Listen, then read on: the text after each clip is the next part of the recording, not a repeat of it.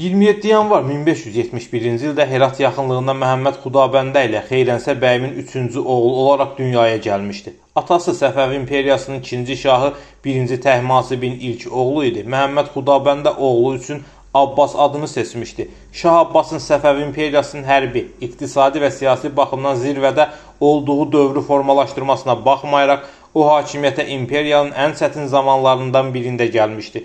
Atası olan Şah Məhəmməd Xudabəndənin hakimiyyəti dövrü özbaşınalıq dövrü kimi xarakterizə oluna bilər. Mərkəzi hakimiyyətin zəifliyinə istifadə edən müxtəlif qızılbaş tayfa əyanları şəxsi mənafelələri uğrunda mübarizəyə başlamış, həmçinin qeyri-türk olduğu və dövlət məsələlərinə çox müdaxilə etdiyi üçün 1-ci Abbasın anası Məhdi Ülyan da öldürülmüşdü. Həmçinin 1-ci Abbasın qardaşı və əsas vəliəhd hesab edilən Həmzə Mirzə də Osmanlı ilə müharibədə sui-qəsdlə qətlə yetirilmişdi. Səfəvi imperiyasının əsas rəqibləri olan Osmanlı imperiyası və özbəklər qərb və şərq sərhədlərini ələ keçirmək və ya mütəmadi oraya yürüşlər həyata keçirməklə bu qarışıqlığı daha da çətinləşdirirdi. 1587-ci ildə Qızılbaş sərkərdələrindən biri olan Mürşid Quluxan ustazlı bacarıqsız hesab edilən Məhəmməd Xudabəndəni 16 yaşlı şahzadə Abbasla əvəz etdi. 16 yaşında taxta çıxan Abbas Mirzə tezliklə bütün hakimiyyəti öz əlinə aldı. Onun rəhbərliyi altında Səfəvi imperiyasında Çərkəzlərdən, Gürcülərdən formalaşan qulam, yəni kölə əsgər sistemi inkişaf etdirildi və hərbi, mülki intizam sistemi inteqrasiya etdirildi. Ondan əvvəlki sələfləri tərəfindən yaradılmış, lakin dövründə inkişaf etdirilməmiş bu sistem sayəsində 1-ci Abbas ona tabe olmaq istəməyən Qızılbaş tayfa başçılarının güclərini azaldacağını planlaşdırırdı. Bu və ordu həyata keçirmiş digər islahatlar nəticəsində mərkəzi aparat güclənəcək, Osmanlı və özbəkləri məğlub etmək, Xaxeti kimi itirilmiş bölgələri yenidən fəth etməyi bacaracaqdı.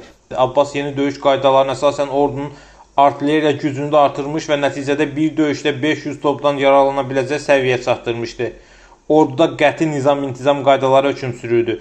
Şah Abbas hakimiyyətə gəldiyi zaman Osmanlı ilə müharibə təxminən 10 ildir ki, davam etməkdə idi. 1587-ci ildə Özbək Abdullah xan Herati, ardınca isə Məşədi tutdu. 1-ci Şah Abbas Xorasana hərəkət etdi. Bundan istifadə edən Fərhad Paşa Gəncəni tutdu. Bağdaddakı türk valisi Cığalızadə Sinan Paşa isə Nahavəndi ələ keçirdi. Səfəvi dövlətinin şərqdən Özbək, qərbdən isə Osmanlı qüvvələri sıxışdırırdı.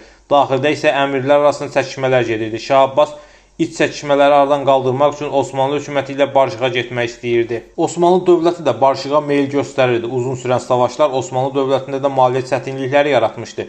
Tutulan torpaqları əldə saxlamaq üçün çoxlu güc tələb olunurdu. Şah Abbas bu şərtlər altında mübarizəni davam etdirməyin axmaqlıq olduğunu bilərək sülh danışıqlarına başlayır. 1590-cı ildə İstanbulda imzalanan sülh müqaviləsinə əsasən Osmanlı imperiyası müharibədə qazandıqlarını əlində saxlayır. Bununla da Cənubi Qafqazdakı Səfəvi mülklərinin əksəriyyəti itirilir.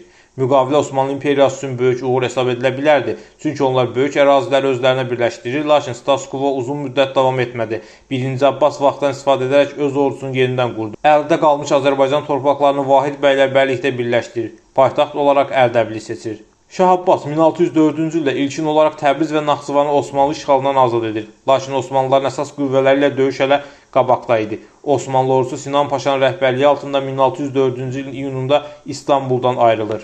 Noyabr ayının əvvəllərində Sinan Paşa Qızılbaşlar tərəfindən tərk edilmiş Qars şəhərinə çatır. O yürüşünü Şirvana doğru davam etdirmək istəyir. Lakin onun köməkçiləri buna etiraz edirlər və qərar alınır ki, ordu cənuba, Araza doğru irəliləsin və Vanda özünün qış düşərgəsini salsın. Van şahın düşərgəsinin salındığı Təbriz şəhərinə yaxın məsafədə yerləşməkdə idi. Yaz gəldiyində Abbas öz kəşfiyyatçıları vasitəsilə Sinan Paşanın ordusuna dəstək qüvvələrin göndərildiyini öyrənir və dərhal Allahverdi xana dəstək qüvvələr çatmadan Vandakı Sinan Paşaya hücum etməyi əmr edir. Allahverdi xan Van qalasının kənarında düşərgə salan Kürd dəstəsini darmadağın edir.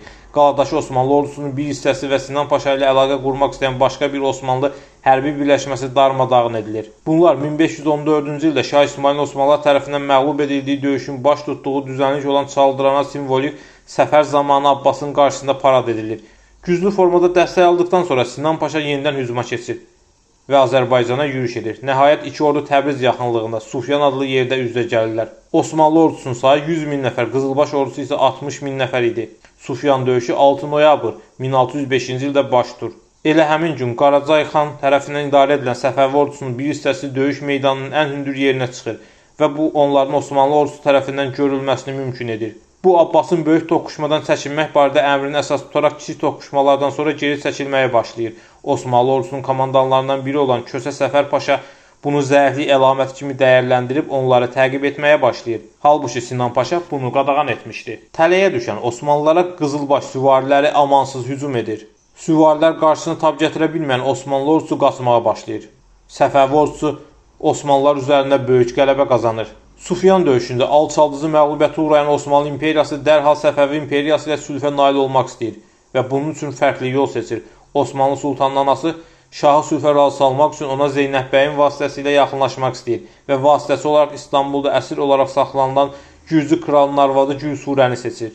O Gülsurəyə əgər cəhdlərinin uğurlu ola biləcəyi təqdirdə onun ərini azadlığa buraxacağına söz verir.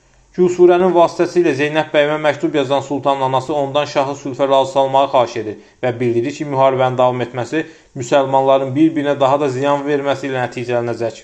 Lakin şahın sülhlə bağlı düşüncələri qəti idi və bildirirdi ki, sülhün bərqərar olması üçün Şah İsmailin atının dəydiyi bütün torpaqlar ona qaytarılmalı idi. Osmanlılar bu şərti qəbul etməyə məcbur olurlar.